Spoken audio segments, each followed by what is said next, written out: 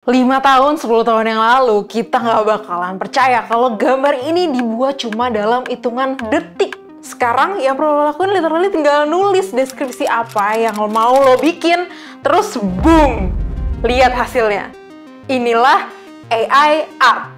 Kali ini kita bakalan bahas tentang perkembangan AI art dan gimana teknologi ini bakal bener-bener ngubah hubungan manusia dan seni. Beberapa waktu lalu ada orang namanya Jason Allen. Dia ikut sebuah art competition. Terus dia menang juara 1.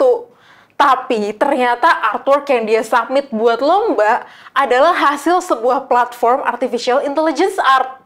Dia diprotes sama banyak orang. Tapi akhirnya dia ngebela diri dengan bilang dia nggak ngelanggar peraturan apapun. This art was put together by a human being. I am the author of the work. This wouldn't exist without me. Why are you trying to discredit the person behind the technology? Dia juga bilang, seni itu udah mati bro, ini semua udah berakhir. AI yang menang, manusia kalah. Art is dead. Hah? Apa iya? Sebelum kita bahas tentang siapa menang, siapa kalah, AI art ini sebenarnya benda apa sih? Gampangnya AI art nih adalah suatu artwork apapun yang dibuatnya pakai artificial intelligence atau kecerdasan buatan. Basically, gambar tapi dibikinnya otomatis pakai komputer. Ah, gitu nggak sih? Bener ya? AI sendiri udah ditemuin dan mulai dikembangin jauh sebelum kita familiar sama istilahnya, yaitu di tahun 1955. Nah, tahun 1970-an, seorang engineer yang juga painter, Harold Cohen, bikin codingan yang tercatat sebagai sistem AI art pertama dalam sejarah, namanya Aaron. Konsep codingannya Aaron nih ikutin cara manusia ngegambar. Algoritma lainnya terus ikutan berkembang kan. Dari mulai yang namanya GAN atau Generative Model yang metodenya dia tuh nge-sampling data buat dijadiin data baru. Misalnya buat bikin foto-foto manusia yang sebenarnya orang-orang ini tuh nggak ada. Programmer kayak Robbie Barrett bikin codingan GAN yang open source dan nge-share berbagai gambar buatannya dia. Nah, algoritma Barrett ini yang akhirnya bikin gambar ini jadi AI art pertama yang berhasil kejual di auction house Christie's. Harganya 432.500 US dollar. Wow! Ada Deep Dream juga buatan Google di tahun 2015. Dan yang paling grass, algoritma diffusion. The G8N is dead. Long live the DALL-E 2. Yang dipakai sama platform-platform AI art nih yang udah mulai bermunculan kayak DALL-E, Midjourney, Diffusion B, dan lain-lain. Konsep algoritma diffusionnya DALL-E itu nggak nyomot-nyomotin gambar yang ada buat dibikin gambar baru.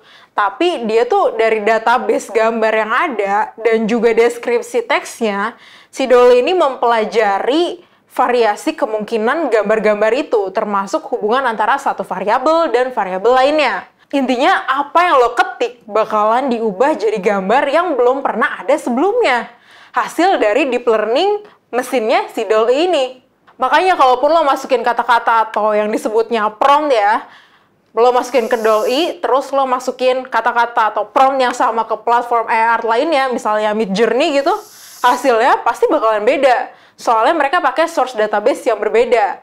Nah, kita tuh udah cobain tuh kemarin. Coba deh lo tonton videonya di sini. Kita nyobain Midjourney, DALL-E. Siapa lagi sih kita nyobain? Udah, coba deh. Nah, balik lagi ke pernyataan si Jason Allen yang menang lomba tadi. Ini juga sebenarnya yang jadi kekhawatiran banyak orang tentang teknologi AI art. Jangan-jangan lama-lama peran artis beneran bakal digantiin sama komputer. Gak cuma itu, ada problem lain yang disorot. Bayangin deh, misal lo nih adalah seorang ilustrator yang emang aktif nge-share karya lo di internet. Karya lo bisa aja dijadiin database buat jadi makanan AI art model yang dibikin sama siapapun, termasuk dimasukin ke platform-platform AI art yang udah ada. Terus orang jadi bisa bikin gambar apa aja yang outputnya itu bener-bener mirip sama style karya lo. Itu udah terjadi sama Holly Mengert misalnya, ilustrator asal Los Angeles. Ilustrator Indonesia, Kendra Ahimsa juga ngalamin hal yang serupa. Atau Rutkowski, digital artist asal Poland yang karyanya biasa dipakai di game-game terkenal, Dia tuh beneran ngerasain gimana namanya tuh jadi top hit search sebagai style yang sering banget dipakai di platform AI art yang namanya Stable Diffusion. Orang bisa bikin gambar apapun yang mereka mau tanpa harus request, apalagi beli gambar artisnya. Udah gitu masalah ini juga jadi munculin pertanyaan lain lagi. Hasil gambar AI itu hak copyright-nya punya siapa? Nah lo bingung kan? Mungkin diskusi ini juga yang akhirnya bikin salah satu platform penyedia gambar, Getty Image, jadi ngeluarin peraturan. Getty Image tuh ngelarang semua stock image yang dibikinnya pakai AI art buat diperjualbelikan di platform media. Tapi kompetitor gak mikir hal yang sama nih. Shutterstock malahan ngegandeng doll itu buat jualan AI art dan ngasih royalti ke artis yang karyanya dipakai. Bingung. Ini semua pokoknya makin kayak Black Mirror ya guys ya. Mungkin emang masa depan kayak gitu ya yang mesti kita hadapin. Teknologi AI art ini dibikin buat ngasih solusi, tapi dari satu solusi pasti bakal muncul masalah baru lagi. Tapi ya sebenarnya kalau kita flashback nih ke masa lalu, pattern kayak gini tuh bukan fenomena yang baru. Misal nih kayak pas pertama kali kamera muncul, para pelukis pasti udah hopeless tuh kan, kayak yang udah pernah kita bahas tuh soal history painting. Lukisan macam itu kan emang dibuat buat dokumentasi kejadian ya. Pas kamera ditemuin, pelukis-pelukis pasti mikirnya peran mereka bakal keganti sama kecanggihan kamera. Tapi ternyata enggak kan? But they all end up using photography, for example, to learn anatomy in fine arts academies or as a cheaper resource to replace models or avoiding having to go to places. Akhirnya gaya lukis juga beradaptasi ke objek-objek yang gak realis. Kita nge-value lukisan dengan cara yang beda lagi. Terus di era munculnya Photoshop misal, artis yang bikin karyanya pakai tools-tools manual mungkin mikirnya kayak karya mereka gak bakal laku lagi nih. Tapi akhirnya malah bisa makin ngehargain karya-karya yang dibuat dengan tools manual kan. Karena akhirnya kita makin paham kalau bikinnya tuh lama dan harus sabar, skillnya juga harus tinggi. Contoh lain lagi deh, kayak yang udah kita bahas juga tuh kan soal kerjaan desainer grafis. Walaupun udah ada Canva gitu, desainer grafis kan tetap gak kehabisan kerjaan kan. Ada ilmu-ilmu yang mesti orang punya sebagai desainer buat bikin desain yang emang oke. Gak cuma asal bisa pakai Canva aja.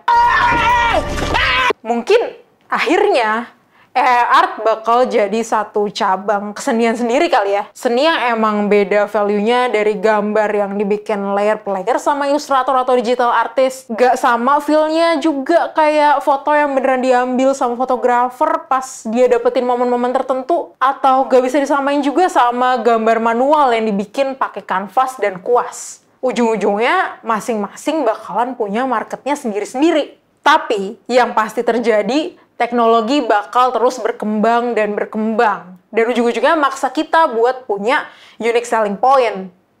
Apa nih yang ngebedain kita manusia dari komputer?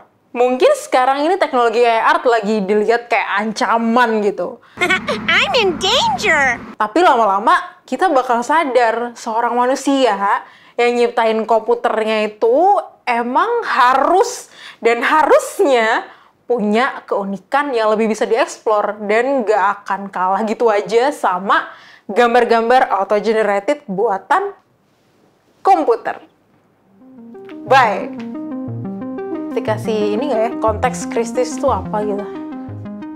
Gue sendiri lu, apa-apa minta dikasih tahu lu.